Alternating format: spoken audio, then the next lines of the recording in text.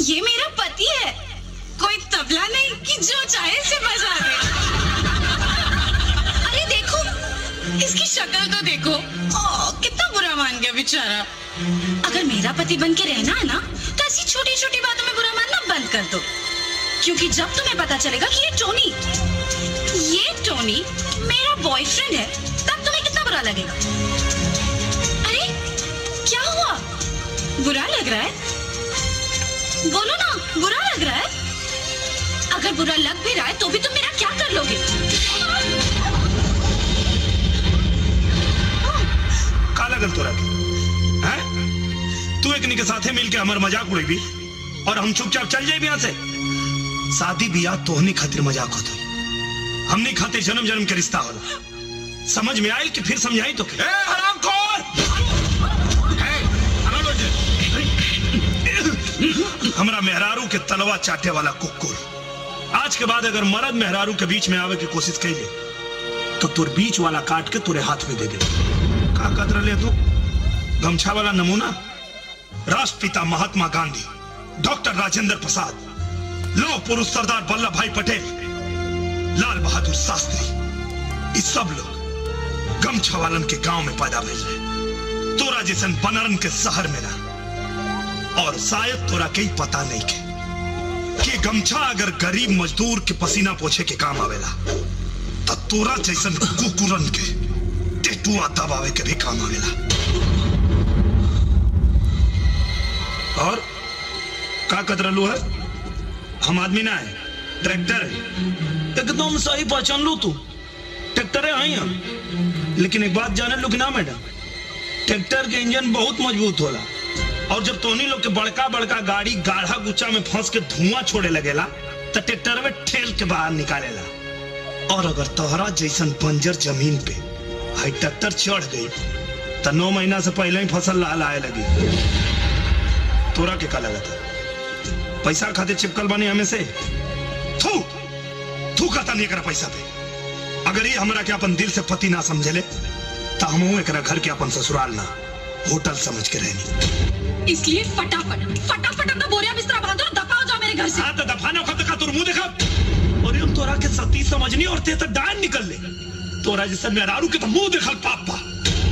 अगर तोरा के हमार मुंह नहीं देखे के ना तो हमरो के तोर मुंह नहीं देखे के। तो खड़े खड़े मुंह देख क्यों रहे हो? निकलो ना। हाँ तो चिल्लात का बढ़ जाता नहीं ना। अरे कहाँ चल दिए रामपुर के लक्ष्मण? हम यहाँ सीता के तलाश में आए रहे, लेकिन तुहार भतीजी पूरा सूप न खा दिया। 1 मिनट नहीं खेलाएगा ओकरा साथे हमके। अरे मैंने तो सुना था कि गांव के लोग बड़े जवान मर्द होते हैं, अपनी औरत की नकेल को ऐसा कस के रखते हैं कि उसकी इजाजत के बिना वो हिल भी नहीं सकती। तुम कैसे मर्द हो यार? चाचा मर्दानगी मत नहीं आ रहा, मौका मिलल रही ना तो आजे दिखा दे रहती कि मर्दानगी के मतलब का होला। अरे तो देर किस बात की है बेटा, जाओ अपनी बेलगाम औरत की लगाम कसो, तब मैं समझूंगा कि तुम मर्द के बच्चे हो। का लगाम लगाई हो कि जो शादी भी धोखा के बुनियाद पे के लिए भी है। लेकिन बेटा वो बुनियाद कानून के शिकंजे में ऐसे कसा हुआ है कि वो चाहकर भी नहीं निकल सकती। वो कैसे? वो ऐसे कि जेलर के सामने तुम्हारी शादी हुई है, तुम्हारी शादी के सारे सर्टिफिकेट मेरे पास हैं, सारे सबूत उसके खिलाफ हैं। अरे कानूनन वो तुम्हारा कुछ नहीं कर सकती, लेकिन तुम जो चाहे उसका कर सकते हो। अच्छा तब देखा चाचा, देखा है भोजपुरिया जवान के खेल कैसे निकाला तानीन करती है।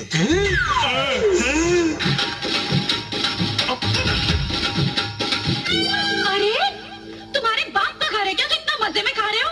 बाप के नहीं खे, ससुर जी क्या दहेज समझ के खाता नहीं। तोरा कोनो दिक्कत? भिखारी कहेंगे, तुम खुद ही यहाँ से निकलते हो या मैं तुम्हें घसीट के बाहर निकलवाऊं?